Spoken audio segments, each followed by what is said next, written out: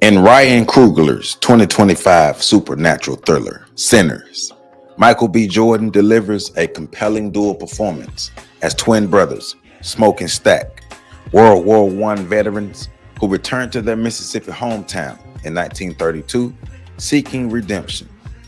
After years entangled with the Chicago outfit, they invest stolen money into a sawmill and transform it into a juke joint for the black community. Their venture, however, is met with resistance from the town's racist landowner, Hogwood, and their own family, particularly their cousins, Sammy's pastor father, who warns of the supernatural dangers of blues music. The brothers assemble a diverse team: pianist Delta Slim, singer Perline, Smoke's estranged wife Annie as the cook, and the local shopkeepers Grace and Bo as suppliers. As they strive to create a safe haven, they are haunted by personal demons as a series of eerie events that suggest a malevolent force is at play. Annie's belief in the occult and her assertion that her practices have protected the twins adds to the tension, especially as unexpected occurrences escalate. The film's atmosphere is enriched by Ludwig Göransson's haunting score, performed on a 1932 dobro resonator guitar, which pays homage to the blues traditions of the era. The music not only underscores the film's tension, but also serves as a narrative device, reflecting the characters' inner turmoil and the cultural backdrop of the Deep South. Sinners has been lauded for its bold storytelling and atmospheric depth, grossing over $161 million worldwide and receiving critical acclaim for Coogler's direction and Jordan's performance. The film's exploration of historical and supernatural themes offers a unique cinematic experience that resonates with audiences seeking both thrills and thought-provoking content. What's up, everybody? Happy Sunday. I'm Joseph Ward here bringing you more Negro news. And here I have 3 stories. These are all good stories wrapped in hate, wrapped in some bad and some ugly, but they're good stories. First, we're going to talk about the narratives that surrounded the outcoming of the Sinners movie and the actual results. As you can see, 161 million worldwide. But we're going to talk about the hate against the Sinners movie before it came out, and then when it came out here, everybody had to shut up. Then we're going to talk about the Shedeur Sanders situation. I'm going to give my thoughts on what happened with Shedeur Sanders in the NFL draft. My thoughts about just what we need to be doing for ourselves in sports overall.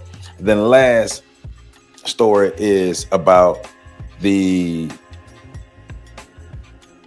bull jive that's going over in Burkina Faso with their leader, their president, Ibrahim Traore.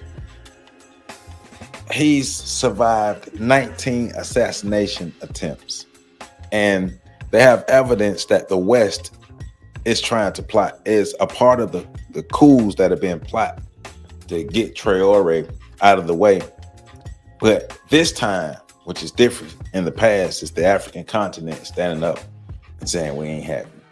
So these are the 3 things we're going to talk about here on this Negro News. And remember, like this video, comment, subscribe, share. And if you don't hit that like button and you ain't African American, you don't like black people if you don't hit that like button. Hit that like button. Make sure as many people see this as possible, because we just going in and talk about what's going on in our community, making sense of everything. So Sinners movie came out. I went and saw it. Me and my lady went and saw the Sinners movie.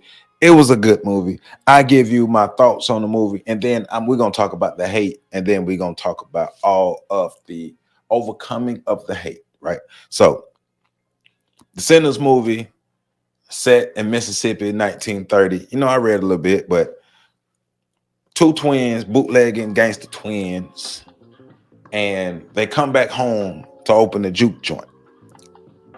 A little bit of spoilers.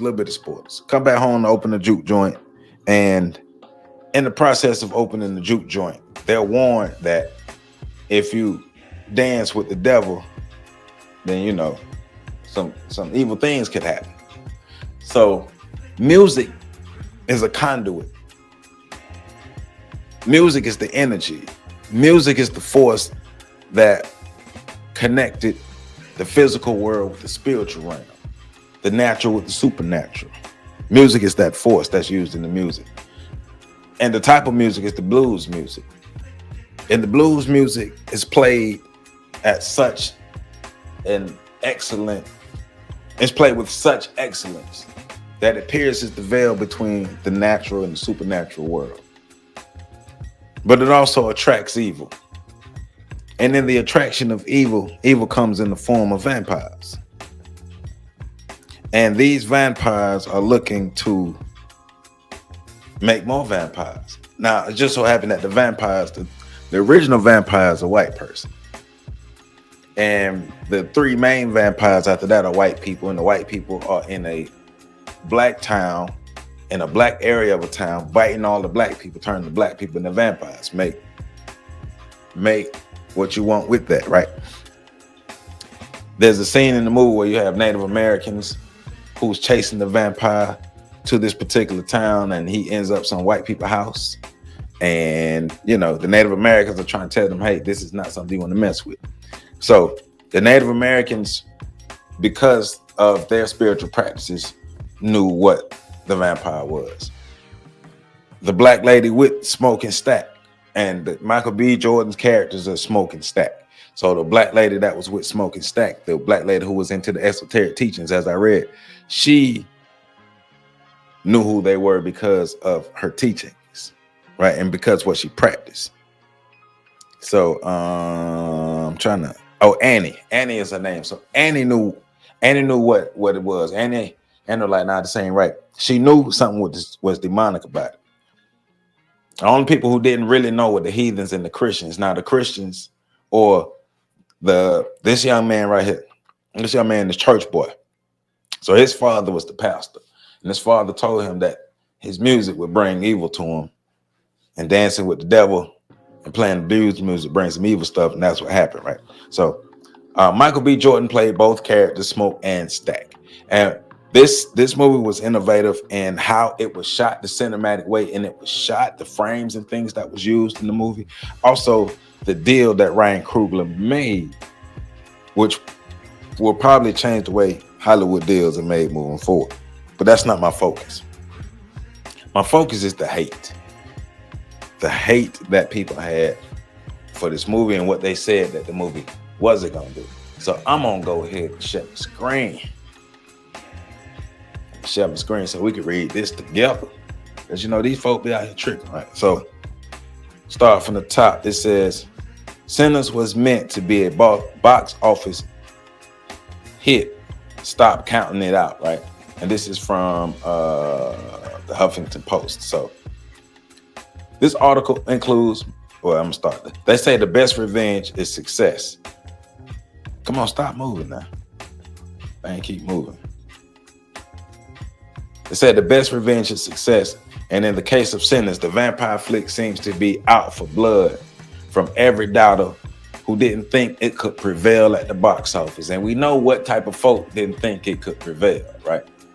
By doubters, I mean trade publications that gave Ryan Coogler's Southern Horror Juggernaut a modest estimate for its first weekend in theaters, even after touting a dual performance from A-lister Michael B. Jordan and all-star ensemble cast, IMAX camera work, and a wholly original film concept from in-demand director Ryan Coogler. The trades and some tracking services still projected that the R-rated movie would at most garner 40 to 50 million from its Easter weekend opening. Sinners quickly surpassed expectations, with Monday reports noting its impressive $63 million global box office debut as an unexpected upset for the predicted frontrunner, a Minecraft movie. So it did better than a Minecraft movie. Much of that success was due to a near-perfect Rotten Tomatoes score and a fervent word-of-mouth campaign from audiences that continues to explode online, from fan theories that detail scene breakdowns to full-blown dissertations praising every cultural nuance embedded in the film. Fueling the momentum further was Coogler's passionate, foul breakdown of the various big-screen formats to experience Sinners, in which inspired many more to snag tickets. And I will say, I went and saw Sinners because of how people were talking about it. Some of my coworkers were saying how good a film it was, and just the way they were talking about the film was cool and something they've never seen in the original. I was like, man, let me go check this movie out then. Because, I really wanted to see Woman in the Yard. That's what I really wanted to see, the Woman in the Yard. But I was like, man, Sinner sound like it kind of fire though. And not just fire, but fire. So I was like, well, let me go see what Sinner's about since it sounds so fire. So me and my lady, we go see the Sinners. And we both liked it. I thought it was written well. The cinematography was out of this world. The way the movie was shot, the acting. So I'm big on actors and my own amateur criteria of what I judge actors on. And I give Michael B. Jordan a definite A for this, because I forgot at some points that it was Michael B. Jordan playing those characters. He became the characters. So it was more like I wasn't looking at Michael B. Jordan. I was looking at Smoking Stack, which is a good thing, that you become the character. You're not just yourself playing the character. So that's what happened with that. Like Michael B. Jordan became Smoking Stack for me. Right. And so all of the African spirituality that it had in it as well. Right. And that's what a lot of people are shocked about, the African spirituality, because Annie was, I guess you could say, she was into the occult, not necessarily exactly which one, looked like some kind of, it was definitely African spiritual systems that she was into. It may have been a mix of some, I'm not sure exactly what it was, but she was definitely into the African spiritual systems, because she was into using the herbs and using the incantations and all of the other elements of the African spiritual systems went into her doing her juju, I would say. Because at one point she created one of the characters, Smoke or Stack. I don't remember which one she was with. She was with the one in the blue hat, right? The blue hat one, right? And so she made him a little juju protection bag, but she made something for everybody. And she basically believed in these arts to keep herself and others safe. But it also gave her an education about the occult world and about things that happen on the other side. So there was one scene in the movie where Preacher Boy was playing his guitar, and there was a literal piercing of the veil between the physical and the spiritual worlds. And it showed how music transcended time, culture, existence, people, and it showed like how all of these people are connected through the music that African people created. Like the world is connected through the music that African people created. And Preacher Boy was so great at playing the guitar and singing this song that the literal veil was prevailed, but that also attracted the vampires. So like I said, a little bit of spoiler, not too much, right? But let me continue reading. These factors alone gave Sinners the blockbuster potential, now a proven reality. Despite that, some publications still underestimate the movie's ability to recoup its $90 million budget from Warner Brothers. And for what I just read, it's already made over 161 million worldwide. So since the New York Times published an article titled "Sinners is a box office success." So people was out here hating on the Sinners movie, talking about it ain't gonna do good. And so this is a tweet from Variety. Has amassed $61 million globally. So the Sinners movie, white folks said that it wasn't supposed to be good. I guess they didn't think that the movie. They didn't think that the movie wasn't going to be good because it's probably another black movie or something like that, or because of some of the cultural and the spiritual elements that it had in it. But then you doubting somebody who actually know how to make movies, and then you surround that with people who actually know how to act, like real talent. It was real talent in this movie. It's not like this movie was made with Ryan Coogler, Michael B. Jordan, and a bunch of me's, a bunch of people like me who don't know how to act. Nah, this movie was put together by Delroy Lindo was in this movie. Like skilled actors and actresses were in this movie, and it was a great movie. Old boy from 8 Mile, the big dude from 8 Mile, and I think he was in Remember the Titans, but yeah, the big dude from 8 Man. Dim Tiki. Yeah, he was in this movie too. So I can't remember his name, but it wasn't a ticky tack movie. It was a real good movie. I would encourage you to go see it. I enjoyed myself. Actually, I want to go see it again because certain things, on the spiritual, esoteric level, those are the reasons why I want to see the movie again. But I'm glad that the movie was able to outshine the haters, stiff arm the haters, and be able to go on to the box office success. And I hope it goes on to even more box office success, because they tried to tell this movie that it wasn't going to happen. They tried to say that it couldn't happen. They tried to say it wasn't good enough. But here we are. Here we are with the Sinners movie exceeding expectations. Ha! But that's how you do it. That's how you do it. That's how you do it, right? So that's the first thing. So congratulations to Ryan Coogler and the whole crew for the Sinners movie for putting out such a fantastic product, such a fantastic project. And I hope it goes on to break even more records. So shout out to everybody, Ryan Coogler, Michael B. Jordan, everybody who was involved in the Sinners movie. Shout out to you all. So now we're talking about defying expectations, because now we got a situation in the NFL to where expectations are definitely going to have to be defied. But I want to let our dear friend Officer Tatum get this conversation started. All right, y'all, I got to talk about Shedeur Sanders. The Shedeur Sanders thing has gotten way more publicity and crazier than it should have. Anybody that have watched any of my content, watched me on social media, seen any of my videos talking about Shedeur Sanders, no one is surprised that Shedeur Sanders didn't go in the first round. So my first question is, who the hell are you, and why should we listen to your opinion about sports? As far as we know, professionally, you're a police officer and a content creator. You might have played football in high school.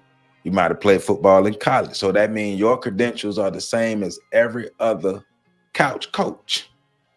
So I like how you speaking with your chest, saying that he was not a first round draft pick, when I have in front of me, on my computer in front of me, the latest or the last mock draft polls. The last mock draft polls before the actual draft started on Thursday. The NFL draft started this past Thursday. I have the latest mock draft poll. So if you don't know, Shedeur Sanders, the son of Deion Sanders, football player, quarterback. He played, they played at Jackson State University first, then they went to University of Colorado, and Shedeur declared himself for the NFL draft. So throughout the season and up till Thursday, Shedeur Sanders was projected to be the second quarterback taken in the NFL draft, and taken within the top 10, at the latest, the top 20, top 25. Right? So all of the mock drafts, all of the analysts, 99% of the analysts, from Mel Kiper to all the other folk who are known, who have been doing this, Phil Yates, all the people who have been doing this, Adam Schefter, all the people who have been doing this for years. Yes, I think Mel Kiper be wrong sometimes, but Mel Kiper is an expert at analyzing football talent. All these cats, like, this is what they actually, because it's one thing, it's not like me and Officer Tatum. Because me and Officer Tatum, we're armchair experts when it comes to football. We know the game, but we don't know the game like these people know the game. And we don't know recruiting and talent evaluation the way they do, because they do that for a living, literally. And Mel Kiper has been doing that my whole life. So Shedeur Sanders was projected to go no lower than 25.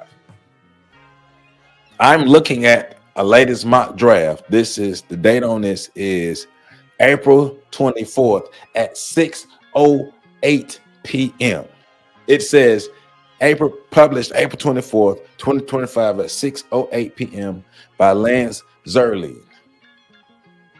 Shedeur Sanders is the 21st pick at the Pittsburgh Steelers. 21st pick at the Pittsburgh Steelers. I'm going to start it back and let him say what he said. Good it takes. All right, y'all. I got to talk about Shedeur Sanders. The Shedeur Sanders thing has gotten way more publicity and crazier than it should have. Anybody that have watched any of my content, watched me on social media, seen any of my videos talking about Shedeur Sanders, no one is surprised that Shedeur Sanders didn't go in the first round. Not one person that watches football that have any common sense is surprised Shedeur Sanders. I'm surprised Shedeur Sanders was surprised he didn't go in the first round. Now, give it the whole context. Shedeur Sanders was projected to be a first round pick, the second quarterback off the board. He was projected to be that. He ended up being picked in the 5th round. The NFL decided to teach him a lesson. They decided to teach a cocky, overconfident, egotistical, quotes on all these young men, a lesson, and slided him down to the 5th round. So I've been watching football, NFL football, my whole life. I've never, ever seen something like this. I've seen the NFL draft people who were accused of SA and red rum be drafted in the 1st round because the talent said otherwise. And Officer Tatum has no idea what he's talking about. Officer Tatum's head is so far up white America's butt that his toes are hanging out of some white man's booty hole. He's lying. Anybody, you can pull up the film. Go look at the statistics. Go look at all the projections. Go read everything. He's lying. Talent evaluation, Officer Tatum is lying. Shedeur Sanders was projected as the 2nd best quarterback in this draft behind Cam Ward. The things that put Cam Ward ahead of Shedeur is Cam Ward is a little more willing to be mobile, and he's bigger, and his arm is stronger.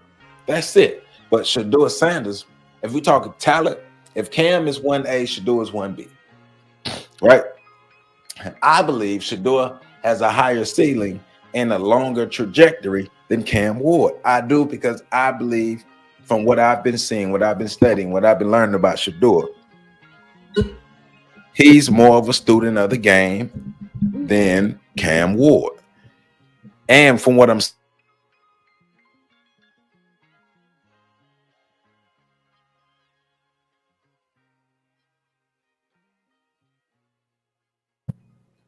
my bad, my microphone came out, but my microphone cord came out. But from what I've seen about him and Cam, Shedeur Sanders is more polished.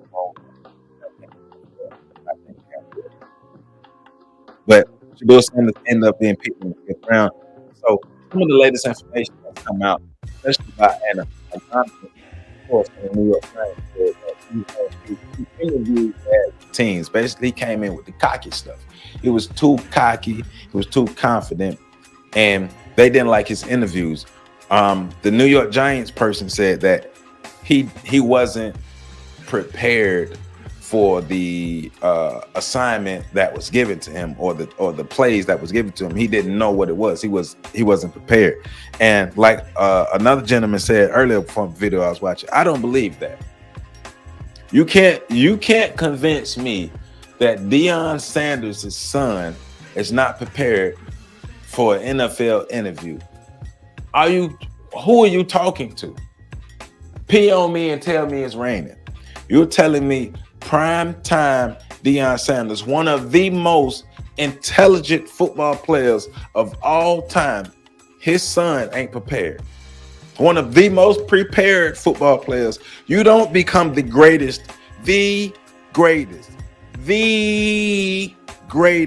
cornerback of all time on some haphazard stuff. That's professionalism. That's preparation. That's study. That's perfecting your skills on top of being extra athletic. That's what that is. And Shedeur, from what we've seen, brings that professionalism, that preparation, all of that to the game. Did you watch Colorado play? If you did not watch Colorado play, first of all, Colorado should not have been as good as they were. They shouldn't have won the amount of games that they won. They won those games because of the man on the screen and Travis Hunter. More so the man on the screen. No offensive line, the worst offensive line in these last 2 years. He's had the worst offensive line in college football. I think that if I believe correctly, he was sacked 94 times. That's more than any other quarterback in the FBS.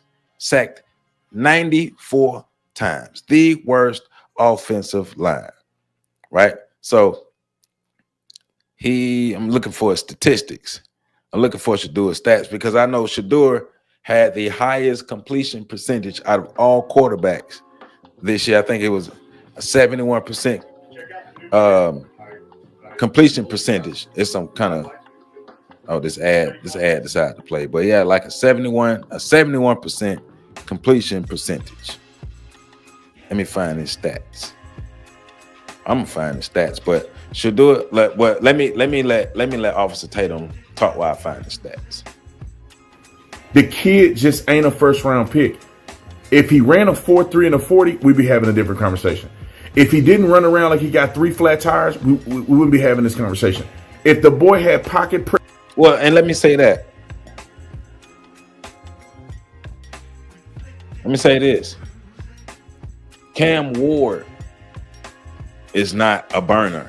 Cam Ward wasn't drafted because he ran a 4.3. Cam Ward ran like he had 2 flat tires. Did Cam Ward run a little bit better than Shedeur? Yes, a little bit better. A little bit better. But not a lot. Cam Ward was not known as a burner. So, but let me let Tatum talk some more. Presence, we wouldn't have this conversation. If he played for a university where they were actually winning more than they were losing for the most part, never won an actual playoff game in any of his college career. He didn't win the championship at Jackson State. He didn't win any of the bowl games. Neither did Cam Ward. Neither did Dylan Gabriel. None of the quarterbacks drafted in this draft won anything significant. None of them. Name me the quarterback in this draft that won anything significant. Colorado, and I know winning and losing ain't just one player, but I watched the boy play. He has 0 pocket presence. He has 0, and I was actually, I was actually wrong about his completion percentage. Let me correct myself. It wasn't 71%. It was 74%. And you want to know why he didn't have any pocket presence, as he says? He says he had no pocket presence. He was sacked 94 times and still had his best season as a collegiate football player this year. 353 completions on 477% on 477 attempts, which turns out to be a 74% completion percentage, which was the highest in college football. He threw for 4,134 yards, an 8.7 yard average, 37 touchdowns, 10 interceptions, a QB rating of 168.2.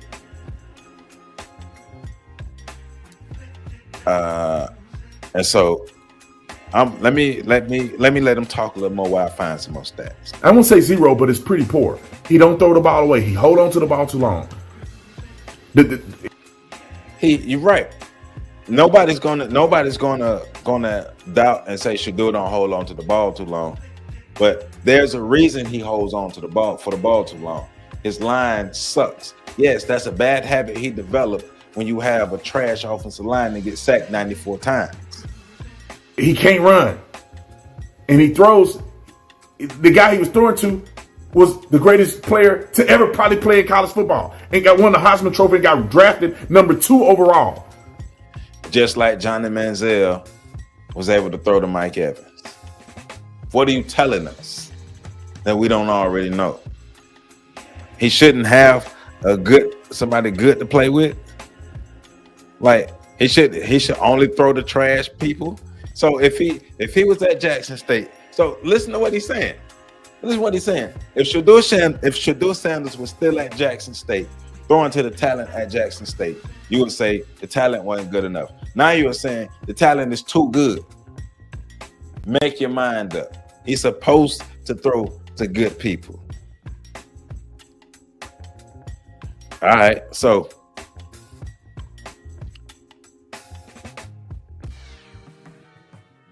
I'm looking at a rating of the top 15 quarterbacks in college football. And this is the Fornelli rating. So according to this Fornelli rating, Shedeur Sanders has the highest Fornelli rating at 3.93%. So Cam Ward has the Fornelli rating of 2.47. But let me just give you statistics though, because you got to give credit where credit due. Cam balled out. So Cam Ward had 4,313 yards, 39 touchdowns, 7 interceptions. Shedeur Sanders, and I'm only read quarterbacks who was drafted that I remember that was drafted. Shedeur Sanders had 4,134 yards, 37 touchdowns, 10 interceptions. Jackson Dart, who the New York Giants drafted over Shedeur, had 4,279 yards, 29 touchdowns, and 6 interceptions. Dylan Gabriel, who the Cleveland Browns drafted before they drafted Shedeur Sanders, had 3,857 yards, 30 touchdowns, 6 interceptions. Tower Show from Louisville had 3,195 yards, 23 touchdowns, and 6 interceptions. Who's also a 26-year-old person who's been hurt who's in his 6th or 7th year in college football, who's been hurt for at least 4 of those years, major injuries, but was still drafted before Shedeur Sanders. Jalen Miro, physically probably have the most skills, but it's not the best quarterback. 2,844 yards, 16 touchdowns, 11 interceptions. I mean, the statistics show, the film shows it, everything shows it. The biggest thing that you could probably point to is people didn't like his attitude. But we all know that talent always trumps that. The NFL have drafted people who committed SA and committed red rum. They have drafted those people high in the draft. Officer Tatum don't know what he's talking about. Officer Tatum is a buck dancer. Every time something happens and has racism, tones of racism, and he's always jumping on white people's side. Remember, it's the same dude who was saying that Carmelo Anthony was guilty and Carmelo Anthony didn't have the right to protect himself against the Metcalf boy. He said that. Officer Tatum said that. So yeah, but enough about this. Enough about Officer Tatum. I just want to say I want to give my piece on the Shedeur Sanders thing because I thought it was bull. I never saw anything like that. But in my opinion, they wanted to humble him. They wanted to humble his father. Could his cockiness and all those things have something to do with it? Yes, but it's not the ending factor, because people can say we just seen Baker Mayfield be drafted being cocky. We just seen who was the other? Johnny Manziel. Cockiness doesn't stop white quarterbacks from getting drafted. Like white quarterbacks with the same skill set and the same statistical output that Shedeur Sanders would not have slid to the 5th round. We've never seen anything like that before. In my opinion, they were trying to teach him a lesson. So the Cleveland Browns drafted him in the 5th round when they could have drafted him in the 1st round. They drafted Dylan Gabriel, and Shedeur all I got to say is ball out. But I will say this. This is why I advocate. Last thing I'm going to say. This is why I advocate for black people creating our own professional sports leagues. We keep acting like we can't, but we can because we are the talent. Let's create our own professional sport leagues. That's all I'm saying. That's all I'm saying. Plotters aiming to overthrow the ruling government led by Captain Ibrahim Traore. The failed attempt, announced by Security Minister Mahamadou Sana, was reportedly masterminded by a network of both current and former soldiers, some allegedly linked to terrorist groups, to launch a violent assault on the presidential palace on April 16, 2025. The operation, authorities claim, was designed to plunge the country into chaos and pave the way for foreign intervention. But the controversy doesn't end there. According to the military group, the masterminds weren't operating in isolation. They were, allegedly, coordinating from Ivory Coast, a charge that has escalated diplomatic friction between the two neighbors to unprecedented levels. The latest incident is only the most recent in a string of alleged coup attempts. In January 2024, authorities claimed to have foiled another plot involving military officers, activists, and civilians who allegedly received foreign backing. Intelligence officials said the group sought to turn public opinion against Traore's regime by targeting pro-government civilian groups. Ibrahim Traore emerged from relative obscurity to become one of the youngest heads of state in the world. A military officer trained in anti-terrorism and artillery, Traore led a coup in September 2022 that ousted fellow military group leader Paul-Henri Damiba, who himself had taken part in a coup just 8 months earlier. Traore justified his seizure of power by citing Damiba's failure to curb rising jihadist violence. He quickly garnered both popular support from segments of the population and criticism from civil society, human rights groups, and international observers. Since taking office, he has overseen a drastic reorientation of Burkina Faso's foreign policy, cutting ties with France and aligning more closely with Russia and other military-led Sahelian regimes. Under his leadership, Burkina Faso has banned French media outlets, expelled Western diplomats, and intensified its fight against jihadist groups, often in secretive, controversial ways. So let me give a little context. Captain Ibrahim Traore is in charge in Burkina Faso, and he's reminiscent of the great Thomas Sankara. Shout out to Thomas Sankara. So Burkina Faso, like a lot of many West African countries, have been under the thumb of Western countries, particularly a lot have France, because the original name of Burkina Faso before Thomas Sankara changed it was West French Upper Volta. And then Thomas Sankara changed the name to Burkina Faso, which means the land of the upright people. The land of the upright people. And so Ibrahim Traore is Thomas Sankara-esque in helping to bring the land back to the land of the upright people. But you know, when you're on your mission to bring the land like it was supposed to be, to unite your people and reject Western and foreign aid, especially white folk. When you reject the white folk, you become the enemy. They demonize you, and then they're going to demonize you in your name. And when they do that, the next step is to assassinate you. And as of today, this man has survived 19 assassination attempts. Let me read you some things, though. On Monday, the evening of April 21st, Burkina Faso's military authorities announced that they had dismantled a major plot aimed at promoting a coup and sowing total chaos in the West African country.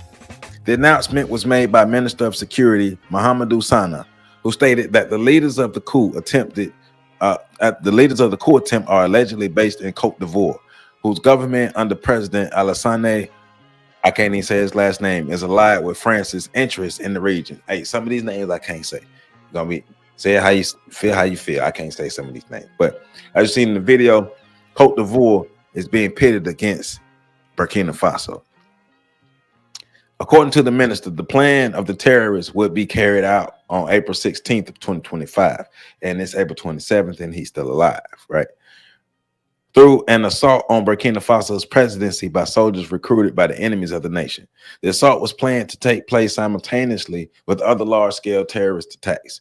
The minister added that the plot masterminds are still active in the Ivorian capital, Abidjan. The minds behind the coup attempt are all housed in the neighboring country, Sana said in an announcement on the country's state TV, RTP. He mentioned Commander Jane Compaore and Lieutenant Aberame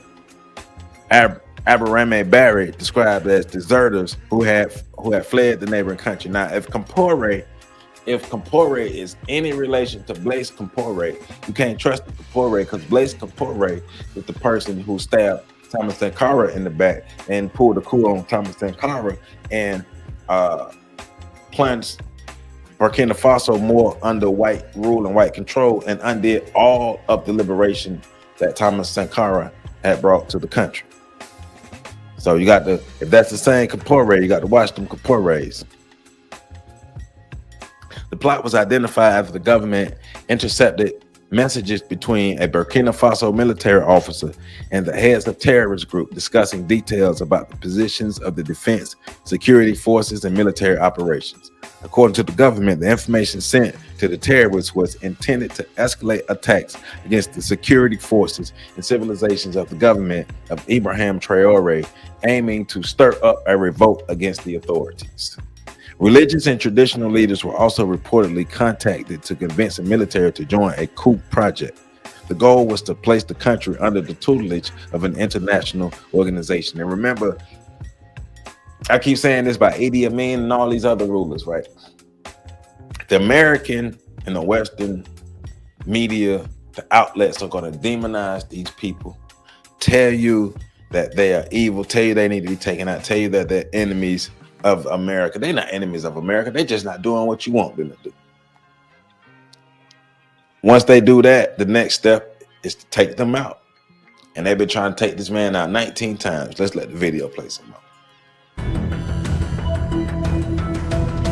Captain Ibrahim Traore quickly emerged as a prominent figure in African politics, with many drawing parallels between him and the legendary Congolese leader Patrice Lumumba.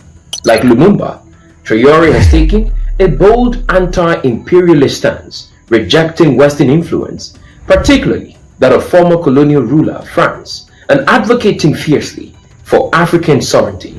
His rhetoric and actions, expelling French.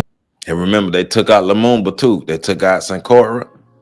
They took out Thomas Sankara, and they took out Patrice Lumumba. Remember that. Troops blocking Western media and pivoting towards alliances with Russia and fellow military regimes have positioned him as a defiant voice against neocolonialism. With his revolutionary image, military attire, and youth appeal, he resonates deeply with a new generation eager for change. Once known for its relative stability, Burkina Faso has descended into chaos over the past decade. The country is now at the epicenter of the global jihadist crisis, battling Al-Qaeda, ISIS-affiliated militants who control roughly 40% of its territory. Despite pledges to reclaim territory and restore order, Traore's government faces a daunting task. Insurgents continue to control vast rural areas, and millions have been displaced. Human rights organizations have accused both jihadists and government forces of committing atrocities. Amid the chaos, relations with Ivory Coast, once a close neighbor and economic partner, have deteriorated rapidly. Unlike Burkina Faso, Ivory Coast has remained firmly aligned with Western powers, particularly France and the United States. It is seen as a regional anchor of political and economic stability under the leadership of longtime President Alassane Ouattara. But now, the Burkina Faso Alessandra Ouattara. That's the name I was trying to say. Alessandra Ouattara. Now I know how to say it. Alessandra Ouattara. Government accuses Ivory Coast of becoming a safe haven for exiled conspirators and rebel elements. The recent arrest of Burkinabe personnel in northern Ivory Coast and the detention of Ivorian police officers in Burkina Faso last year have further soured ties. Your perspective matters. Do you think Ivory Coast is behind this coup attempt? Share your thoughts. I think Ivory Coast is the machine, is the muscle that's being used, but I don't think Ivory Coast is the brains behind it. I think it's all Western influenced, if you ask me. I think it's another attempt by America, France, and a lot of these other Western nations to keep control over the resources in Western Africa. If these African countries rise up and take control of their resources and stop giving the money and the resources to the Western nations will fall. So they have to maintain control of the resources, maintain control of the minds, maintain control of the people, so they can stay enriched. Why would they give up control? So yes, people in Cote d'Ivoire are being used, but I believe the West are behind it, like the West is always behind it. Let me read this for you real quick. This is not the first time that the country's military authorities have announced a coup attempt. In 2024, Traoré had already claimed the existence of so-called operations centered to stabilize the country based on Abidjan. In September of the same year, the junta announced that it had dismantled several attempts at destabilization, presenting the former president of the transition, Lieutenant Colonel Paul-Henri Sandaogo Damiba, as the head of the military segment of this plot in Burkina Faso. In the same scenario,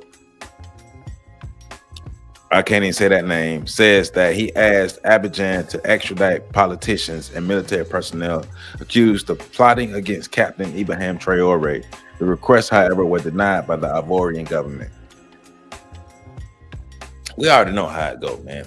You use skin to get in closer. Skin that ain't really your kin to get in closer. And then you have them taken out. It's the patterns. Same thing happens over and over again. So shout out to the brother Ibrahim Traoré. I learned about him a couple years ago when he first came to power in Burkina Faso. Caught my attention because of the Thomas Sankara-esque rise that he had and the presence that he had and the respect that he gains. Now, people all over the African continent are protesting. There's going to be protests upcoming all over the African continent to say, hey, y'all not gonna kill our brother.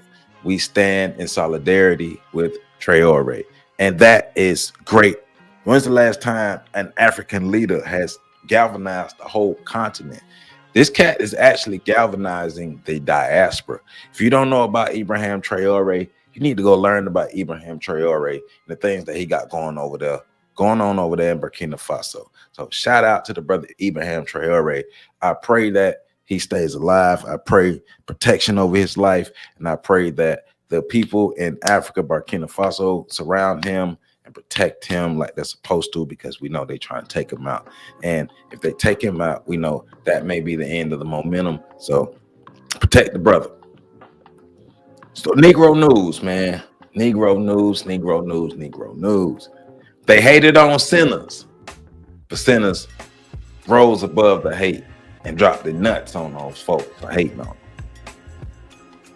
They're hating on Shedeur Sanders right now. A projected first-round pick. Even up to the time of the draft, he was a projected first-round pick. Slid all the way to the 5th round because some people are saying he wasn't good enough, and some people are saying he's not a good person. Bull. It's the NFL. You can literally have just taken your mother off the planet. If you're good enough, the NFL would draft. So they were trying to teach him and his father a lesson. Humble them Negroes. And then shout out to Ibrahim Traoré for continuing his efforts to liberate the people, liberate the minds of Burkina Faso and beyond within the African diaspora, and the way he's inspiring the African diaspora. And he's surviving all these assassination attempts and all these coup attempts that are, in my opinion, are being led by the West. So this is what's happening around the globe right now. Shannon Sharp was yesterday. This is today. Negro News. Remember, if you don't like this video, if you don't hit that like button right now, if you don't hit that like button, then you ain't African American. You don't like black people, and you don't like Ibrahim Traore. You love Joe Biden if you don't hit that like button. Remember, like, comment, subscribe, share, tell a friend to tell a friend to tell a friend. Let's run these views up. Let's run these numbers up. Let's do what we do, how we do, when we do what we do. I love y'all. Peace. Ooh.